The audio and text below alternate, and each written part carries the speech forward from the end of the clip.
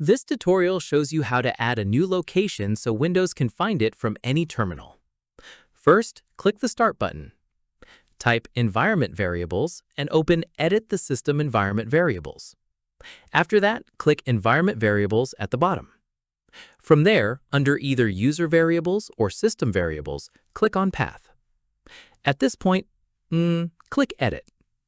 In the next step, click New. Following this, type or paste the folder path you want to add.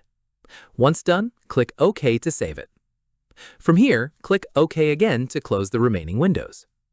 Keep in mind, adding an incorrect or broken path won't cause errors on its own, but it can stop other tools from being found correctly if you accidentally edit an existing entry.